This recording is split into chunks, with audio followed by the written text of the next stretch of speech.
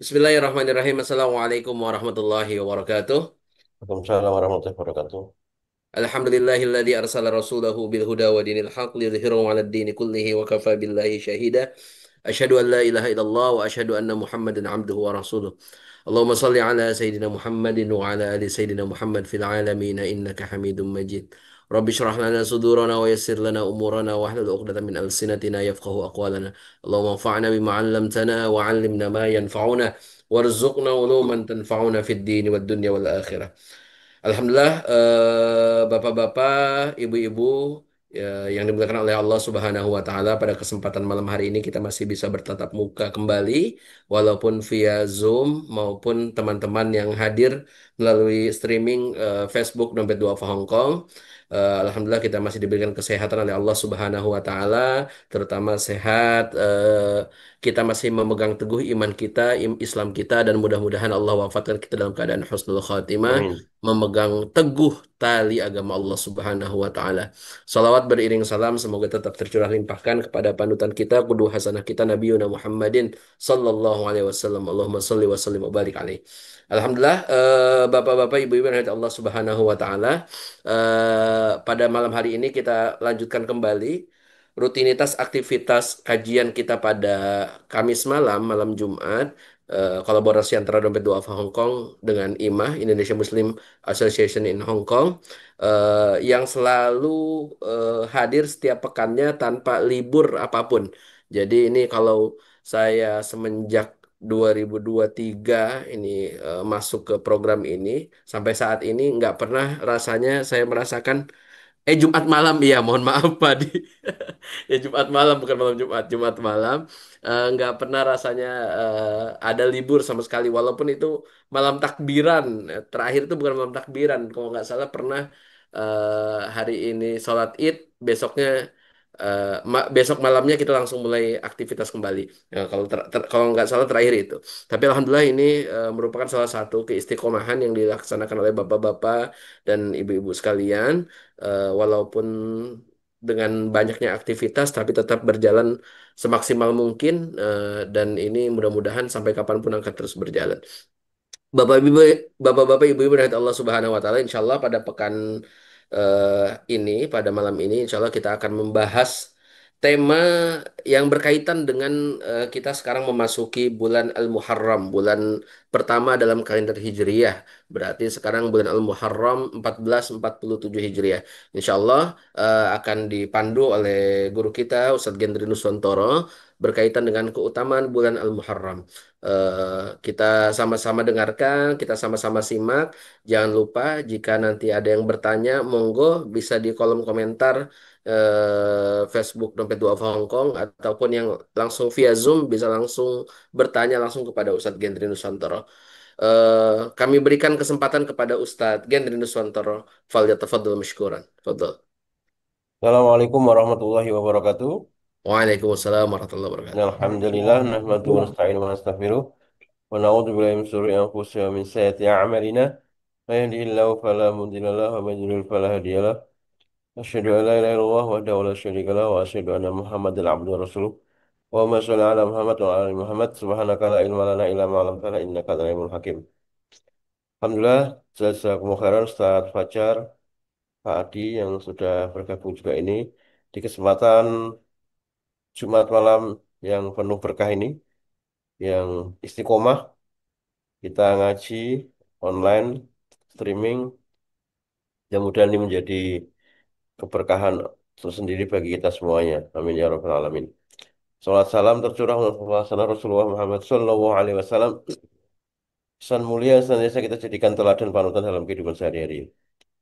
Baik, Bapak Ibu hadirin rahimakumullah. Kalau di pekan lalu kita banyak membahas hijrah dalam beberapa aspek teologis, sosiologis, dan kultur budaya yang kemudian dibangun daripada hijrah.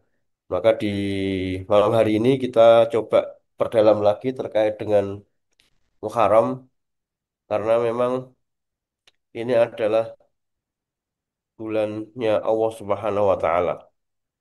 Atau sering disebut Syahrulwahil Muharram. Nah, jadi bulannya Allah Al-Muharram.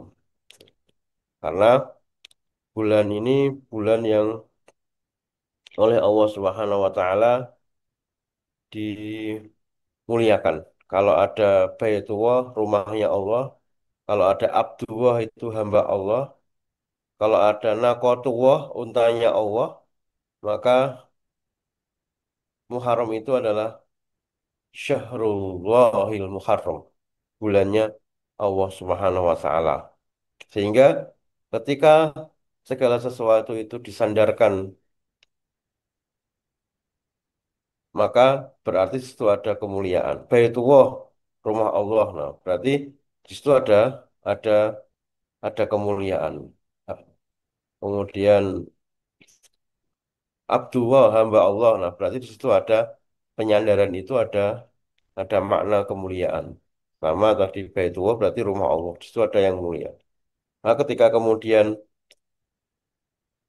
Syahrullah ilmu haram berarti ini bulan yang penuh kemuliaan. Bahkan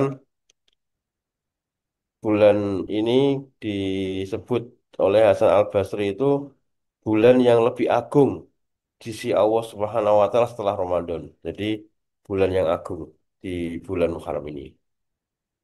Kalau di bulan Ramadan itu 10 hari yang terakhir yang memiliki keutamaan yaitu ketika iktikaf dan di situ ada malam Lailatul Qadar, ada Zulhijjah itu juga 10 hari pertama karena di situ ada prosesi persiapan dan haji ya, tentu ada wukuf dan sebagainya itu bulan-bulan yang terbaik di awal Zulhijjah.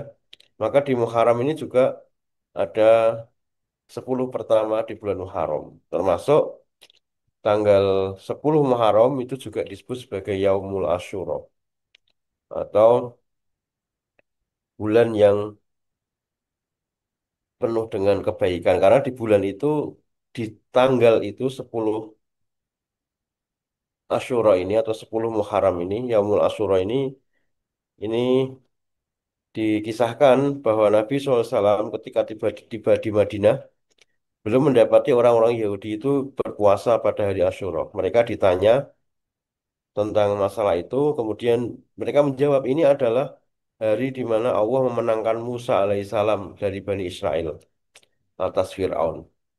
Dan kami berpuasa untuk mengagungkan itu. Maka Rasulullah kemudian bersabda, kami lebih berhak kepada Musa daripada kalian. Maka Nabi Muhammad SAW itu kemudian berpuasa di Asyura. Nah, dari situ kemudian Nabi SAW berpuasa di bulan Asyura yang kemudian menyampaikan kalau tahun depan itu masih hidup, niscaya saya benar-benar akan berpuasa pada hari ke-9 atau yang disebut sebagai Tasu'a. La inna baqitu ila qabilin la usu man natasi. La usu man natasi. Jadi kalau tahun depan aku masih hidup, niscaya akan benar-benar berpuasa pada hari ke-9. Kenapa? Karena dengan berpuasa di hari 9 ke-9 di bulan Asyura itu menyelisihi Yahudi, ya, menyelisihi Yahudi, menyelisihi Nasrani yang berpuasa pada hari Asyura. Sedang Nabi SAW kemudian diwafatkan sebelum tanggal 9 Muharram itu datang. Nah, ini yang akhirnya kemudian Nabi SAW belum sempat melaksanakan puasa Tasu'a, tapi kita mendengar sabda Rasulullah tersebut kemudian bisa melakukan puasa Tasu'a, hadis riwayat Muslim. Kemudian dari Ibnu Abbas juga dijelaskan dalam satu hadis, tidak pernah aku melihat Nabi sengaja berpuasa pada suatu hari yang beliau istimewakan dibanding dengan hari-hari lainnya kecuali Asyura dan bulan ini, yaitu bulan Ramadan. Maka tanggal 10 itu sebagai bulan Asyura untuk kemudian kita berpuasa. Nah, apa keutamaannya berpuasa di bulan Asyura? Wasyamu yaumi Asyura uhtasibu 'ala Allah ayyukaffara sanatan lati qablahu. Dan puasa Asyura, saya berharap kepada Allah Ta'ala agar dapat menghapuskan dosa setahun yang lalu. Hadis riwayat Muslim. Hadirin rahimakumullah, ini dari bulan Asyura tersebut. Kemudian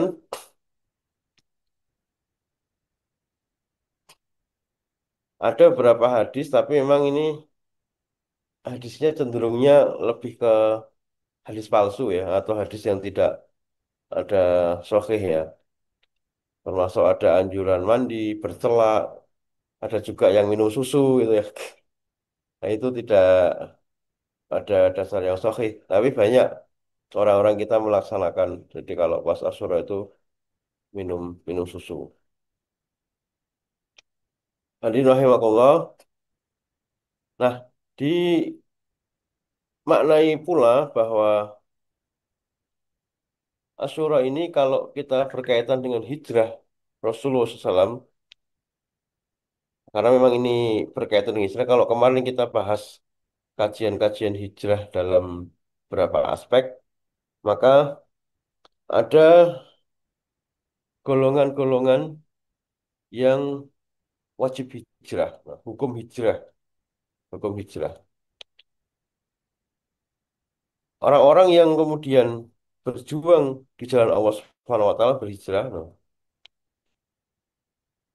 ada satu ayat di surat An-Nisa ayat 97, sesungguhnya orang-orang yang diwafatkan malaikat dalam keadaan menganiaya dirinya sendiri, kepada mereka malaikat bertanya, dalam keadaan bagaimana kamu ini? Mereka menjawab, kami adalah orang-orang yang tertindas di negeri Mekah.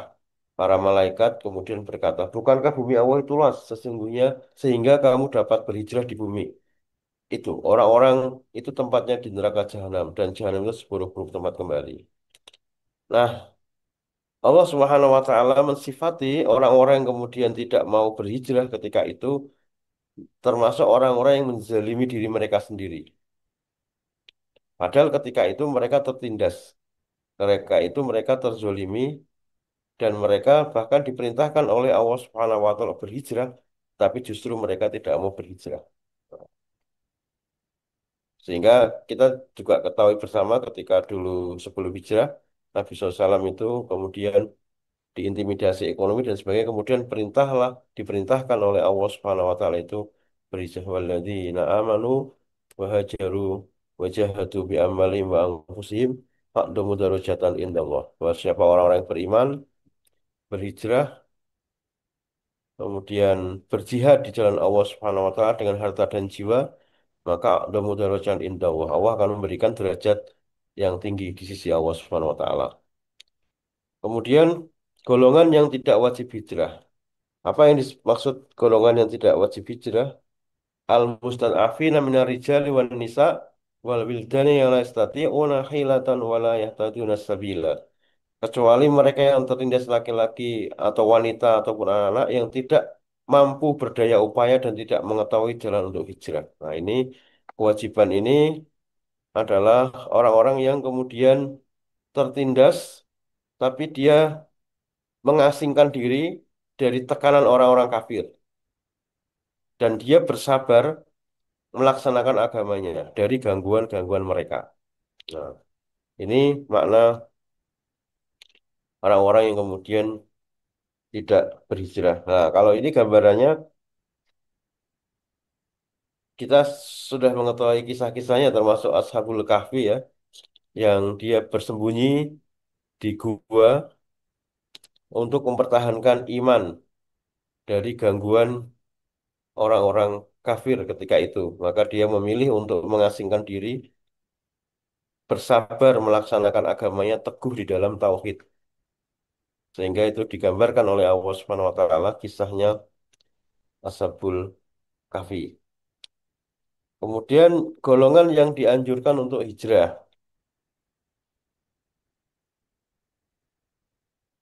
Hijrah yang diwajibkan atau golongan yang kemudian hijrah yaitu ketika dia bisa menunjukkan al-Islam. Artinya dia bergerak dari satu tempat ke tempat yang lain sehingga dia tetap bisa berjuang di jalan Allah Subhanahu wa taala. Tidak terputus kewajiban hijrah sampai terputusnya taubat dan bertobat tidak terputus waktunya sampai terbitnya matahari dari barat. Nah, hadis ini menjelaskan bahwa kewajiban hijrah terus berlaku sampai tegaknya hari kiamat. Sehingga orang-orang yang kemudian berhijrah itu sampai kemudian dia bisa bertobat kepada Allah Subhanahu wa taala. Pada hari datangnya sebagian ayat-ayat Tuhanmu, tidaklah bermanfaat lagi iman seseorang kepada dirinya sendiri yang belum beriman sebelum itu, atau dia belum mengusahakan kebaikan dalam masa imannya. Katakanlah, tunggulah olehmu, sesungguhnya kami pun menunggu, menunggu pula. Maka di ayat ini dijelaskan bahwa sesungguhnya seseorang itu yang berhijrah menuju Allah dan Rasulnya itu akan terus bergerak menuju Allah Subhanahu wa taala. Jadi Allah. Nah, kemudian dalam aspek hijrah iman dan Islam bahwa sesungguhnya ketika orang itu sudah masuk dalam lingkaran kaum muslimin sebagaimana kita pahami inna dina inda wa Islam sesungguhnya agama yang diridhoi adalah Islam, maka kita berhijrah kepada Allah dan Rasulnya itu menjadi satu kewajiban. Fafirru ilallah. Maka berlarilah kalian menuju Allah. Dan hijrah yang paling utama dan urgent adalah ketika ucapan Imam Ahmad bin Hambal ya mengatakan manusia jauh lebih membutuhkan ilmu daripada makanan dan minuman. Karena makanan dan minuman dibutuhkan dalam sehari-hari sekali atau dua kali, adapun ilmu diperlukan sebanyak hembusan nafas. Nah, sehingga hijrah yang sesungguhnya di bulan Muharram ini adalah bagaimana kita hijrah belajar pentingnya belajar agama. Pentingnya kita memahami ilmu ma'rifatullah. Karena hijrah menuju Allah Subhanahu wa taala di bulan Muharram ini hakikatnya adalah kewajiban kita untuk berhijrah menuju kebenaran al-haq.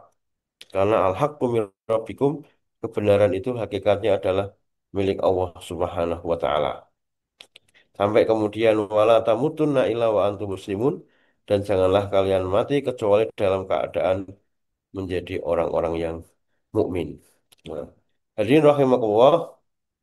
Nah, hijrah spiritual inilah yang kemudian akan membangun spirit keimanan kita kepada Allah Subhanahu wa taala. Kita bergerak menuju kebaikan dan yang lebih baik lagi. Nah, di makna di bulan Muharram ini ya saya tidak mau menyinggung, mungkin nanti Pak Didi ya bisa mengupas sedikit yang biasanya kalau hijrah atau Muharram ini kan berkait dengan Syiah ya. Eh, Masih ada tradisi-tradisi Syiah itu yang Pak Didi mungkin sering mengupas ya. Saya sudah lama nggak belajar tentang Syiah-Syiah itu Pak. Nah, ini banyak yang tradisi-tradisi yang sampai hari ini tuh masih dilakukan ya orang-orang Syiah di Indonesia pun juga ada komunitas-komunitasnya. Nah ini ya saya tidak banyak mengupas itulah di tengah-tengah masyarakat kita. Ya monggo nanti kalau memang Pak Didi mau memberikan sedikit kajiannya seperti apa tanda-tandanya itu ya bisa lah. Biar menambah hasanah pemikiran kita ya. Apalagi sekarang sedang seru-serunya itu Iran sedang berperang dengan Israel ini sebenarnya konteksnya itu apakah konteks Sunni dan Syiah atau seperti apa atau memang ini bagian dari persaudaraan Islam ya, ukhuwah Islamiyah. Nah, itu seperti apa ini juga mungkin menarik jadi bahan diskusi di malam hari ini. Tapi pada intinya memang Muharram ini adalah refleksi kita untuk menjadikan diri kita itu menjadi hamba yang tertazkiyatun nafs, diterbersihkan jiwanya, terbersihkan dirinya di dalam bulan karena la tudlamu anfusakum. Jadi tidak menzolimi diri sendiri di bulan yang haram ini. Karena memang di 4 bulan itu yang disucikan oleh Allah Subhanahu Wa Taala kan bulan Dzulqa'dah, Dzulhijjah, kemudian Muharram, ditambah lagi bulan bulan Rajab. Sehingga kalau kita lihat alur perjalanan bulan di dalam Islam ini, manusia itu dikondisikan untuk berada di dalam lingkaran atau link kesucian. Setelah berpuasa, sebelum berpuasa dia masuk bulan Rajab sudah harus mulai melakukan tazkiyatun nafs, kemudian masuk bulan Ramadan lebih optimal lagi di dalam tazkiyatun nafs dengan keutamaan-keutamaan 10 hari Ramadan, itikaf dan sebagainya. Setelah itu masuk bulan Syawal yang artinya peningkatan. Setelah masuk bulan Syawal, masuk lagi bulan Dzulqa'dah yang kita juga dicegah untuk melakukan kezoliman-kezoliman sampai kemudian Dzulqa'dah masuk lagi bulan Dzulhijjah, bulan haji. Kalau bulan Dzulqa'dah itu kan Rasulullah SAW banyak melakukan umroh di bulan Dzulqa'dah sampai kemudian masuk ke bulan Dzulhijjah, bulan kemuliaan. Di situ ada haji, ada kurban, ada ibadah-ibadah puasa. Di situ kemudian setelah Dzulhijjah masuk lagi kita di dalam bulan Muharram atau start kita di dalam memasuki. Jadi ibarat kita mau masuk tahun baru itu sudah disiapkan secara spiritual oleh Allah Subhanahu Wa Taala dengan mekanisme bulan ini sendiri. Urutan-urutan bulan ini kan sebenarnya menjadi tonggak kalau seseorang itu mau memasuki masa masa tahun yang akan datang misalkan, maka persiapannya itu sudah disiapkan oleh Allah SWT secara spiritual, secara mental, spiritual, disucikan jiwanya. Sehingga ini tantangan-tantangan ke depan di bulan Muharram ke depan itu sudah betul-betul dihadapi dengan persiapan jiwa, persiapan mental, persiapan spiritual yang memadai oleh perjalanan bulan tadi. Maka nanti ujian-ujian di dalam kehidupan itu Allah akan melihat bagaimana proses perjalanan hidup kita, apakah kita memang benar-benar akan menjadi alladzi khalaqal mauta wal hayata liyabluwakum ayyukum ahsanu amala. Dalam perjalanan kita Allah yang menciptakan kehidupan kematian itu kemudian kita benar-benar dalam keadaan ahsanu amala. Nah, inilah yang mungkin diharapkan dari Muharram ini tuh kita bisa sampai pada puncak ahsanu amala, puncak amal-amal terbaik kita di dalam kehidupan dunia ini. Baik, itu pengantar mungkin yang bisa disampaikan di malam hari ini. Nanti mungkin ada diskusi-diskusi. Dipersilakan, monggo Pak Ardi atau siapa, ada Pak Hasan ini, ada Pak Didi juga. Mungkin menambahkan Pak, monggo.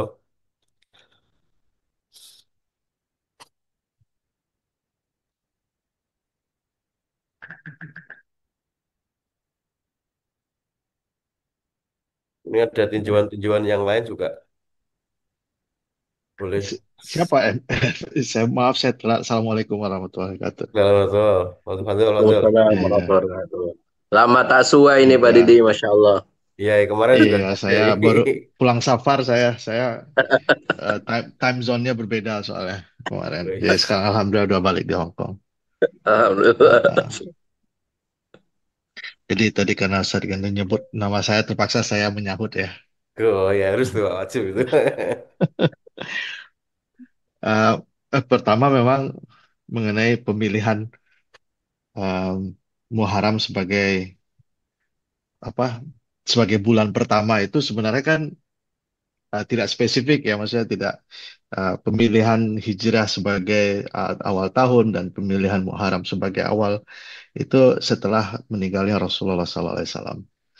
Jadi penanggalan itu memang baru dimulai karena mereka membutuhkan penanggalan dari sisi administrasi dan politik gitu. Karena ada butuh perhitungan, ada orang yang bersengketa karena hutang piutang mengadu ke Umar bin Khattab radhiyallahu anhu. Dan mereka bertanya, oh mereka bersengketa mengenai tahunnya kapan. Akhirnya diputuskanlah kita butuh pertahunan. Jadi tahun baru Hijriah itu sendiri tidak pernah ada di zaman Nabi Muhammad SAW.